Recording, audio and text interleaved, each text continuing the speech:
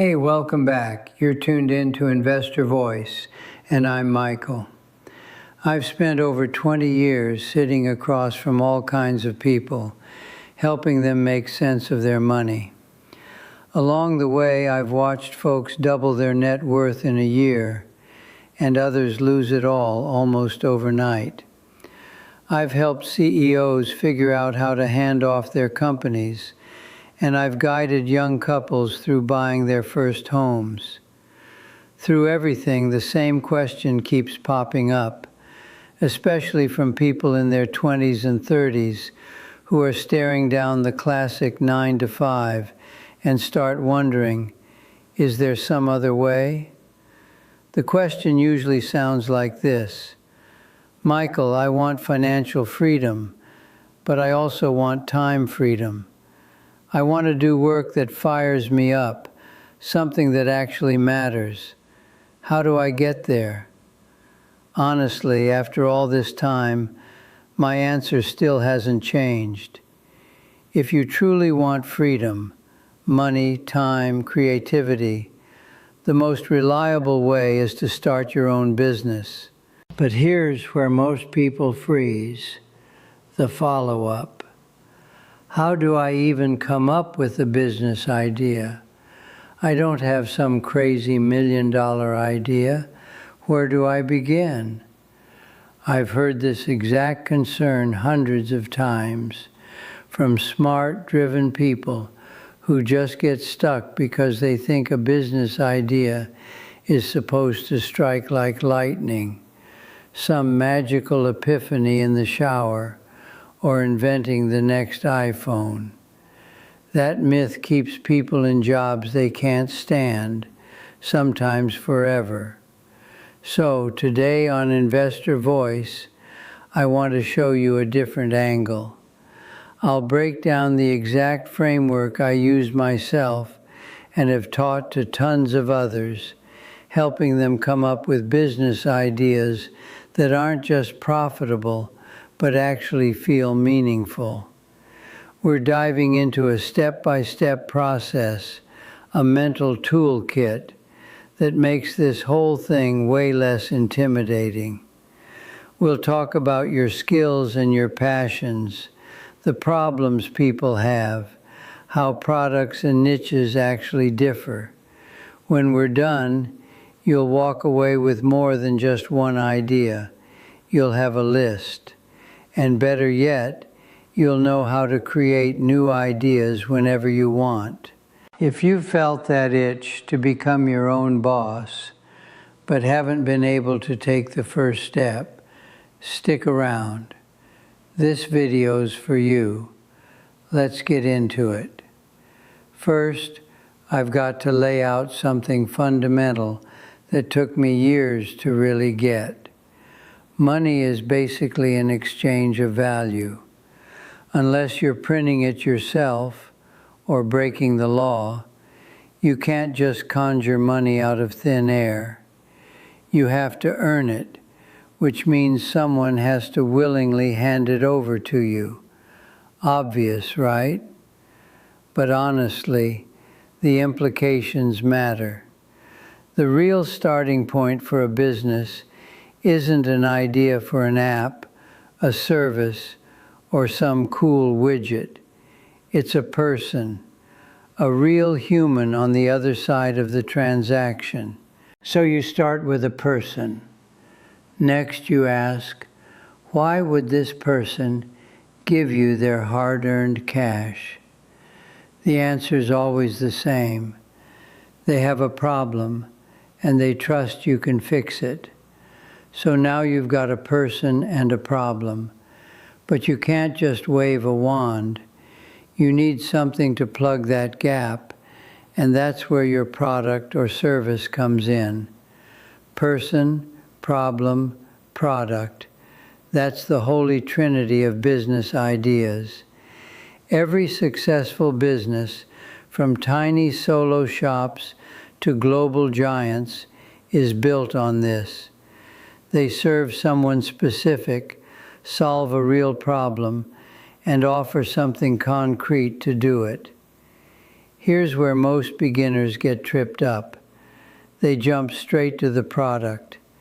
They get fired up about some idea, building an app, designing a hoodie, opening a coffee shop, and throw themselves into making it happen. After spending months or even years, and sometimes burning through their savings, they hit a brick wall. Nobody wants to buy it. They never really figured out who they'd built it for or what problem it solved. It's like building a fancy bridge out in the middle of nowhere. Sure, it looks impressive, but nobody actually needs it. You're much better off starting with the person and the problem. This is the approach I've seen actually work again and again. Ask yourself, who do you want to help? And what keeps them up at night? Find that pain point. Only then should you start brainstorming what product or service could ease that pain. That sweet spot, a specific group of people with a specific problem, that's your niche. Finding your niche matters more than anything in the whole process. So, how do you find it? Think of it in 3 phases: diverge, converge, emerge. First, you diverge. Just let your mind loose and jot down every possible idea, even if some sound ridiculous or half-formed. Don't worry about quality yet. Just get the quantity. Next, you filter. You start narrowing things down, mixing logic with gut instinct to home in on the options that really stand out.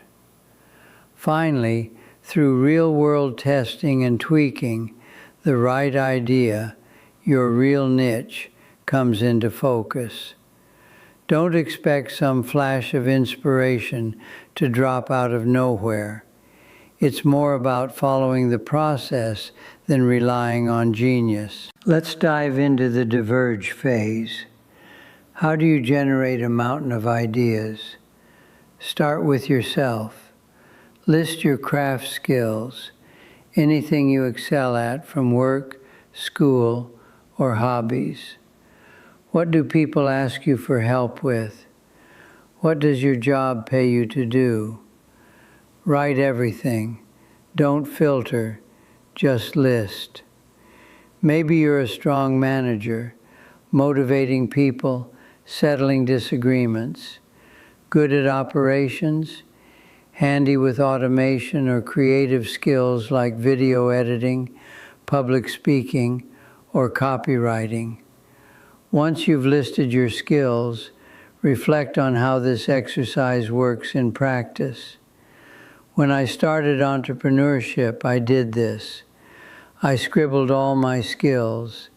I built websites, taught myself as an obsessed teenager, good at teaching, private tutor, learned coding, aced medical exams, even close-up magic, fizzled.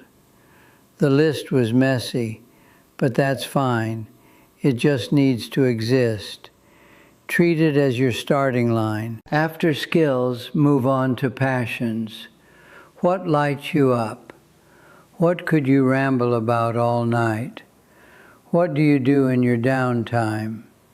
For example, my list: World of Warcraft, cheesy reality TV, singing badly, and Harry Potter hours. None screams business opportunity. Okay, just gathering ideas. Love video games, content creation, esports coaching, and communities. Obsessed with book series, blog, podcast, merchandise. You never know what clicks. If you feel a little light on passions or skills, don't sweat it. There's another category you can add: What do you want to get better at? Just because you don't already have a skill doesn't mean you can't build a business around it. Always wanted to dive into UX design, therapy, or learning to play guitar? Stick that on the list. Sometimes, learning something with the goal of teaching or helping others is a huge motivator and a solid foundation for a business. So now you've got the raw material, a list of skills, passions, and things you want to learn. The next step is to mix them together and ask, what problems could these solve, and for who? Don't get hung up on finding the perfect idea, just brainstorm. Take website design, for example. That skill obviously helps people who need websites. Now, who's out there needing a website? Tons of folks. Here's something I've realized over time. It's so much easier to get started if you can actually name one person who needs what you're offering. Think about people you know, friends, family, former co-workers. Do any of them run businesses? Or maybe they're in roles where they have influence over business decisions. Business owners are especially good to keep in mind. They're used to spending money to fix problems, and they want results. Maybe your friend owns an accounting practice, and honestly, her website is a disaster. Maybe she needs a better one. Or an old colleague is a plastic surgeon, but has practically zero web presence. There's another idea. You're not pitching yet. You're just jotting down real people with real problems. Don't forget your online world either. Even if your social media following is tiny, those folks can be potential customers. What might they need? One of my students, for example, has a YouTube channel for Italian speakers about medical topics. His audience? Mostly people in Italy. He realized a ton of them wanted to lose weight, and as a doctor he could help. So his customer is Italians who want to lose weight. The problem is struggling to lose weight, and the potential solution is a weight loss program or coaching. This is all about connecting the dots. Throw every possibility onto the board. Mix and match until something feels exciting. Your goal right now is quantity, not quality. There's a great phrase I love from James Altucher. If you can't come up with 10 ideas, try for 20. Chasing one perfect idea slows you down. Giving yourself permission to let the mediocre, silly, or half-baked ideas onto the page sets you free. Because somewhere in all that mess, something special starts to take shape. So after you finish a really good brainstorming session, you'll probably have a messy list in front of you. There could be 15, 20, maybe even more niche ideas. Each one's usually a mix, a type of person, some kind of specific problem, and a half-formed idea for a product. This is where you switch gears. Time to go from throwing spaghetti at the wall to actually figuring out what sticks. Now we're moving from diverging to converging. You start narrowing things down. Here's the thing. You need a way to sort the good from the bad, the separating the wheat from the chaff phase. I use a simple framework a mentor taught me, and honestly, it clears things up every time. Basically, ask 3 questions for each potential niche. First, do you even like the idea of working with these people? That's your personal fit check. Do these folks seem interesting? Could you see yourself actually enjoying time with them, digging into their problems, wanting to help them win? If the answer is, I'd rather jab forks in my eyes than spend time with accountants, you can toss that idea. No matter how good the money looks, you'll burn out fast if you just don't care. So, red for no, yellow for maybe, green for yes. Second, can you realistically help solve their problem? Be honest. Do you have the skills, or could you realistically get the skills to fix this issue? No wishful thinking here. If the idea is helping people with a tough medical issue, but you're not a doctor, probably a hard no. But if you've solved this for yourself before, or if you're confident you can learn what you need, that's maybe a yellow or even a green. My own thing? I love World of Warcraft, but I'm not nearly good enough to coach anyone seriously. That's a red. Building websites? Total green. Been doing that for years. Third, will these people happily pay to have this problem fixed? That's the money question. It breaks down like this. Do they have money to spend? And is their problem painful enough that they'd actually spend it? Lots of people trip up here. They underestimate what people will pay when they really need something solved. Now let's talk price for a second. If I was starting from scratch right now, knowing what I do after 20 years, I'd go after the premium market every time. I'd price my main offer at $2,000 or more. Why? Honestly, selling a few expensive things to fewer clients is usually way easier and way more sustainable than scrambling to sell a cheap offer to hundreds. The mass market is brutal. Those buyers compare everything, hunt for the lowest price, and they'll drop you in a heartbeat if someone comes in $1 cheaper. Price wars just drain you. Someone else will always beat you on cost. But when you go premium, those customers want expertise. They care about quality. They value their time and avoiding hassle way more than saving a few bucks. So as you look over your pile of niche ideas, check. Will these people cough up premium fees? And is their problem so urgent or painful that they'd actually do it? Here's a real example. My business helps students gain admission to UK medical schools. Target, UK applicants. Problem, low entrance exam scores. Would they pay $2,000 for help? I thought not. Teenagers are broke. Parents had money, but it seemed a stretch. Marked it yellow.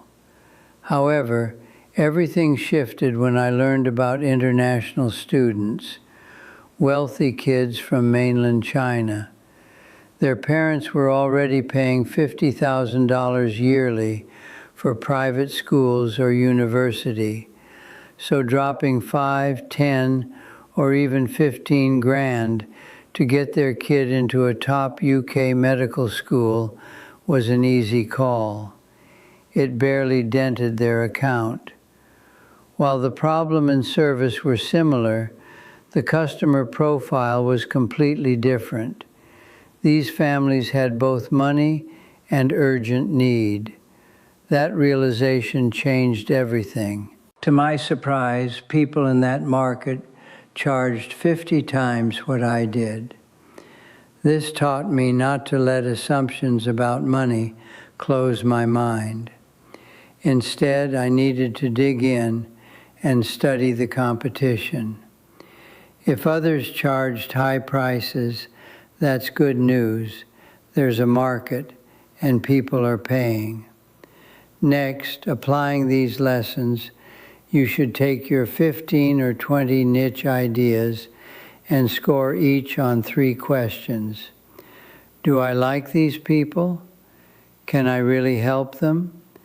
Will they actually pay? Patterns appear fast. 3 reds, dump them. Mixed, keep looking. 3 greens, straight to the top of your list. Maybe now you've got 2 or 3 contenders. How do you pick? Time for a deeper dive. Grab a notebook and try these prompts. First, the 2-year test.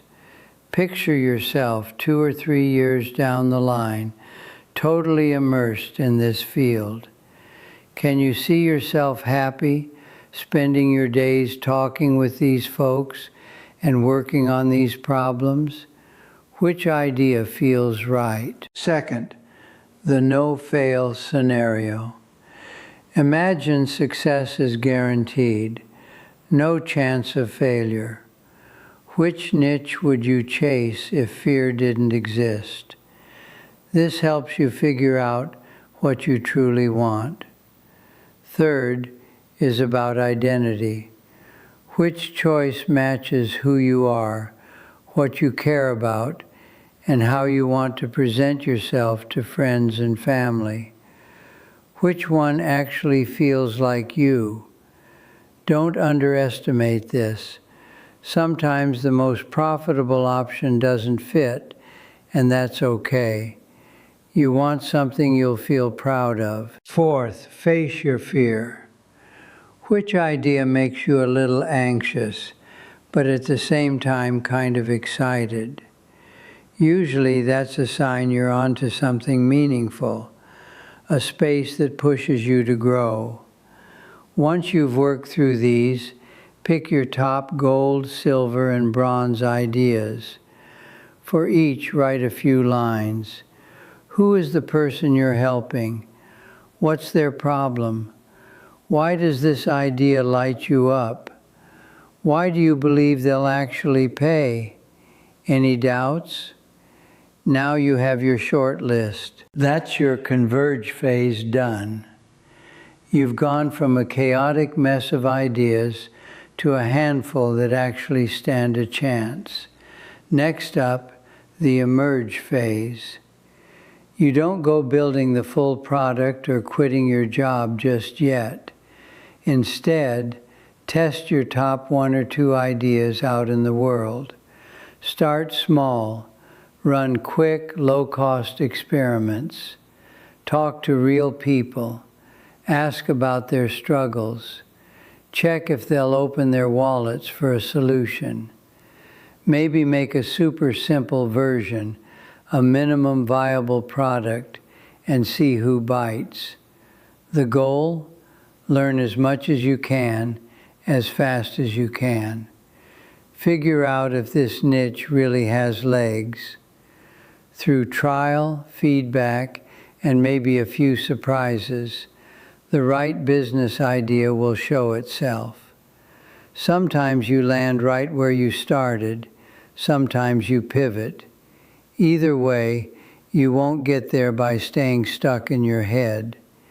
You find the answer by getting out in the world and actually doing the work. All right, so let's boil this all down. We all want 3 big things: financial freedom, more time, and the space to be creative. Entrepreneurship is how we get there. But everything starts with a solid, profitable business idea. The way we find that is by focusing on what I call the Holy Trinity: person, problem, and product. Way too many people jump straight to the product. That's the rookie mistake. Start with the person and the problem they're facing. Here's the process. First, you go wide.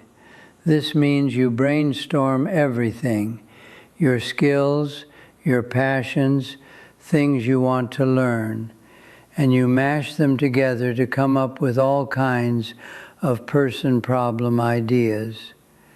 Think about people you already know, friends, your audience, business owners.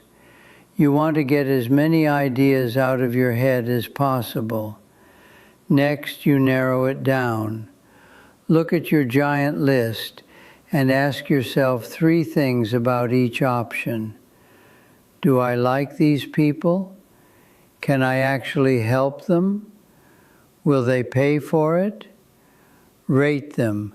Red for no, yellow for maybe, green for yes. And use some journaling prompts to narrow your focus down to your top 3 niches: gold, silver, and bronze. After that, it's time to test. Take your best ideas and try them out, even on a small scale. Get into the real world and see what happens. Usually the right opportunity shows itself when you start moving. Now here's the part I want you to remember. This whole process isn't a one-off thing. It's a cycle. Maybe your first business idea fizzles out. That's okay. Dive back in, figure out what you learned, and use it for the next round. This is the entrepreneurial mindset. Failure isn't the end. It's just more data. Every time a customer says no, you're one step closer to finding out what makes them say yes. Every flop is actually feedback on what people want. The best entrepreneurs I know aren't obsessed with having one big, perfect idea. They're endlessly curious, always tweaking, always learning, always adapting. They know that a business idea isn't some final destination.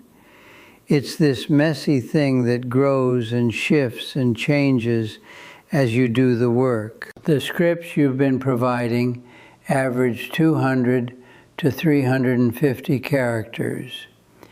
If you need something under 50 characters, that would be a single sentence like, save early, invest consistently.